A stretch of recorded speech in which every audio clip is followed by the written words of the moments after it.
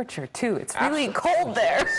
Yes. Yeah. How cold? Firstly, it's cold. How cold can that be? The lowest temperature recorded by human is minus 89.6 Celsius. 89. Celsius. Oh.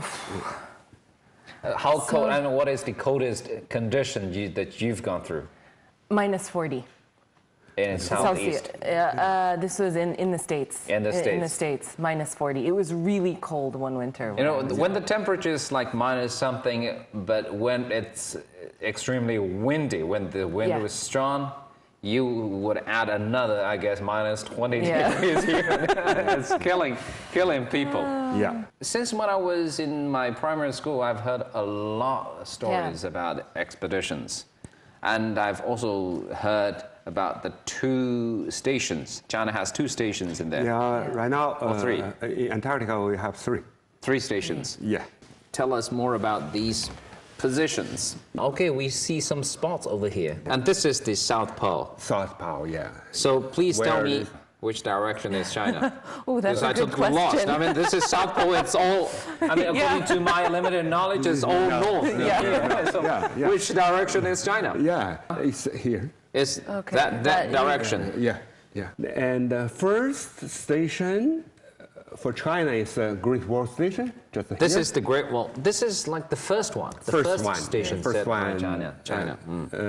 When was it set up? 85. 1985. Wow. Yeah, 85. Great Wall Station is a little bit far away from real Antarctica, but Zhongshan second is just in continent. Yeah. Right. And the this third is is Kunlun Station. So we have 3 stations already. Yeah, 27 years ago, we have only 1 station. So our expedition Is all at the Great Wall only Station. to Great Wall, and after 90. Each expedition we divided in 2. Right. One is for Great Wall and another for the Zhongshan Station. How big is the team? Generally, during the summer, the team is more than 100 people. 100 people. And most part is scientists. And also there is some for the cooks, health. logistics. Do they have doctors? Doctor. Yeah. And psychologists? Do psychologists go? Yeah. Each expedition, we have 1 or 2 psychologists. Right. Keep everybody happy.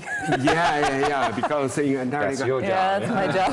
especially during the winter, for the winter, without television, without all these telephone, conditions. without. And there's very little light in the winter, right? The sunlight, the days are very short.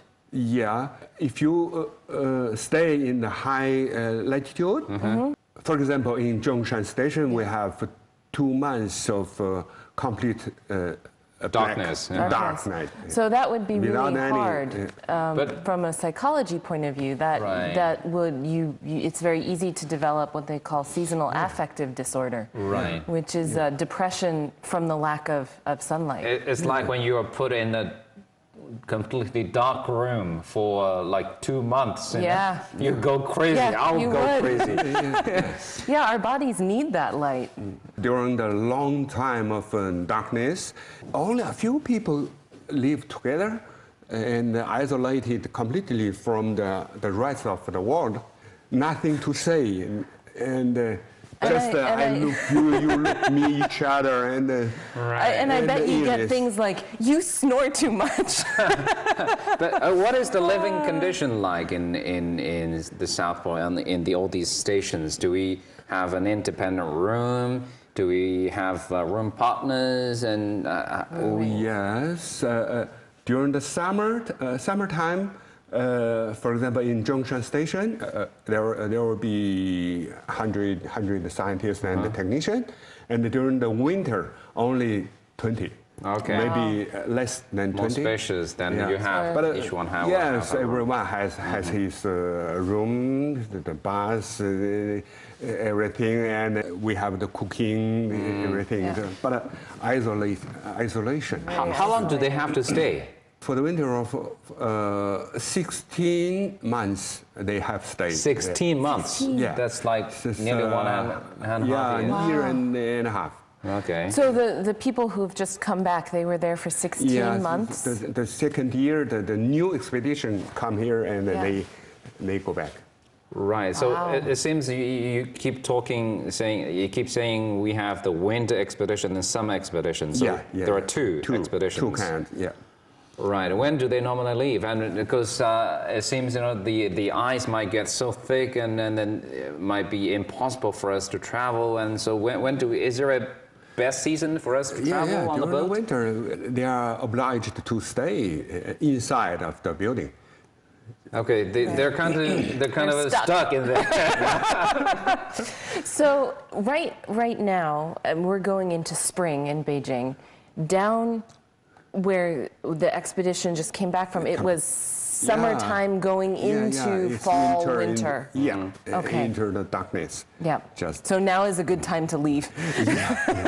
Out of the darkness and into the light.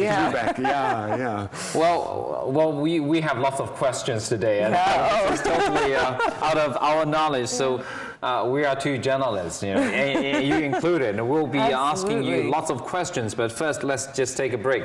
When we come back, we're going to share with you more stories from South Pole from Professor Liu, together with lots of beautiful pictures. We'll be right back.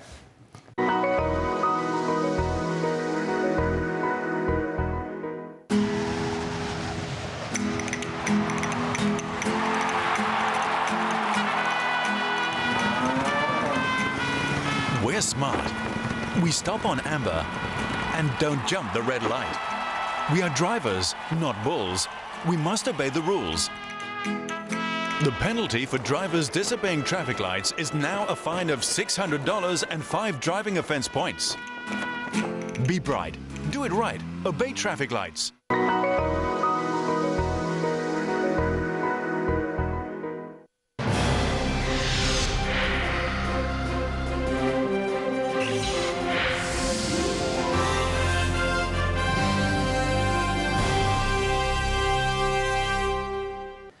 Welcome back to Crossover. We've been talking about this dreamland, the South Pole, Antarctica, and Professor Liu's been there for 7 times.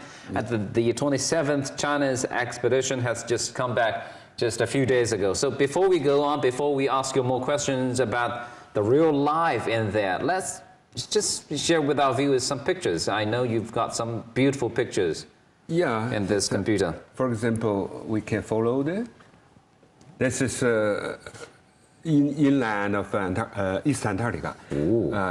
Lots of pictures. Here we go. Oh, penguins! Penguins. So this is the emperor penguin. Yeah, emperor penguin, the biggest one. Are they friendly, or do they look at people and go, oh, they look a little funny? They're very friendly. Very friendly? Wow. You can approach them and touch them. And they won't be scared away. Yeah, they very curious. Right. Because for the human being, for them it's the first time they right. It's like, these penguins look different than others. What are they wearing? Here we go. But even more. Yeah, the school. Yeah. The penguin school. Penguin school. It's bird, squaw. This is for seal. And that's the expedition team. That's the first expedition team. During the '84, and this is first time for Chinese come to Antarctica. Right, in 1985. 85, and we complete the station 85. Right. But we arrived Antarctica 84. Okay. Wow. So where did you live at the time? That's a good question. We didn't have the permanent houses at the just time, under I guess. the tent. Whew. Yeah. Minus 80, minus 90, and in a tent? In Great Wall Station, it's the minus 10, just. Okay. That's all. Just minus 10. Yeah, it's only minus 10. You know, so warm. We get minus 10 in Beijing these days. So this is the boat carrying all these team members. Our icebreaker. It's very big. Inside there is basketball and swimming pool. Wow. And a library. It's like a 5-star hotel. Yeah, I was going to say, I'll move there. And a helicopter. and 2 years ago, we have re-established the new icebreaker like this. It's more comfortable and with a lot of scientific research laboratory inside in this icebreaker. But talking about laboratories, and why do we have to bother? Why do we have to go to Antarctica? And what is the mission about? A lot of scientific question, we have to resolve them in Antarctica. Go to Antarctica, and we have to participate in the Antarctica Club. We say.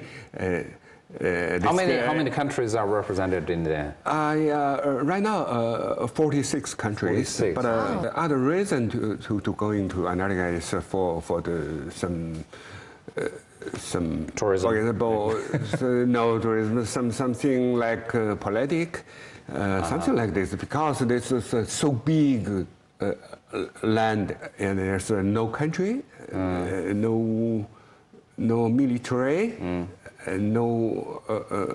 A pure land. It's a neutral. Yeah. But it's the penguins' land. It is. Yeah. The emperor penguins. Yeah. Remember, they were being called the emperor penguins. And must have a lot of natural resource. Yeah. This is the reasons for example, for every country, for the United States, for China, for. I think there are many physical obstacles that are there that we might not even know about. Like you were saying, the ice crevice? Yeah. We have a picture actually about that. So this is the picture you were talking about. That's the one I was thinking of. I didn't really understand what it was when I first saw it. What is this about? In the Grand Mountains area, the ice sheet move relatively quick, produce a lot of crevices. And deep as 2,000 meters. You're saying the hole can be as deep as 2,000 meters? And so you're just driving along on the snow, the beautiful white snow, and you're driving along, and suddenly your car can fall into. But see, it's that kind of danger that makes me not really want to go visit. It's just nice enough to see pictures. I like to see the pictures. And, maybe from my nice warm couch or something. And the next picture is about how deep that is. Yeah. Although this is beautiful. Yeah. In picture. In pictures, yes. It's very colder than in the surface. How deep did you go? Colder than the surface. This only 30 meters. 30 meters. Only, but very cold. It's when like Alice in Wonderland. Though it's not very much a wonderland inside there. Well, it is. It's just a freezing wonderland. Wow. Yeah, this is our scientist inside of in the crevice. This is our Ski-Doo. We use this kind of vehicle, snow vehicle, go to the inland of East Antarctica ice sheet. Right. It is like the ocean. It's but a white ocean, frozen ocean. 2,000 to 4,000 meters. That's really deep. And they say when all the ice is melt down, then the sea level will be raised up by 66 meters. That means Beijing will be underwater because it's sure. Basically, the sea level of Beijing is only 50 meters. That's why so many scientists go to Antarctica to take try to prevent that from happening. Here we go, more pictures. This is the Kunlun Station. This is subglacial lakes, new discovery in Antarctica. This is first subglacial lakes, Vostok. So the idea is it's a lake underneath ice? Yeah. Fresh water. Ice sheet, 3,627 meters thick. So, and under the ice sheet, there is There is an underground lake underneath, like 3.6 kilometers down there. Yeah. And so is it just, why isn't it ice too? I would think that that would be if it frozen. is frozen, it is frozen. Originally, there was this lake, and then after the Antarctic continent become colder and colder and colder because of the climate change, because of the tectonic Shifts, movement, and since It's been sealed. 14 million years, and this lake has covered completely by this ice sheet. The thing is, I mean, if it is cold enough to have this frozen ice over here, the temperature must be dropped to that temperature. And then it must be frozen as well. Because high temperature from the like from the geothermal? Yeah, something like this spring, like Right. Like a hot spring under an hot ice spring, sheet. for example.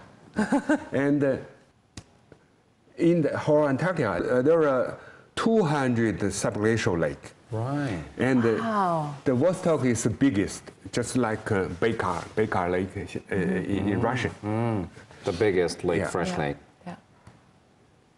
There we go. Let's go to that. Yeah. Ooh, all these nice pictures. Yeah. Beautiful ones. This is lake. Well, all these amazing pictures, and roughly it will give us a little picture of how life is in Antarctica, in South Pole, in an environment of minus 85 degrees Celsius. I can't imagine a life in there. But we are going to ask Professor Liu to explain to us and all these different aspects of real life. And because talking about life, we live, we eat, and we try to stay warm. We try to stay warm. And how do you manage to do that? We'll ask you to answer these questions. But first, we're going to take a short break. We'll be right back.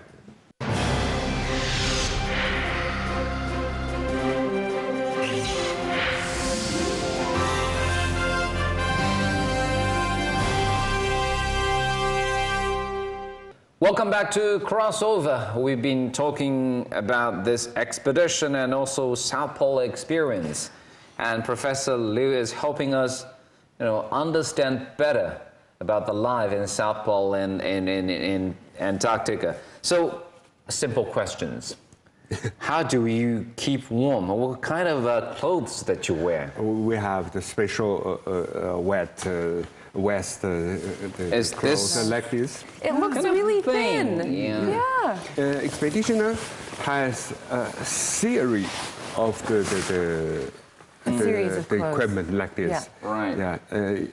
More than 20 pieces. You need to There talk is about Pieces of this? No.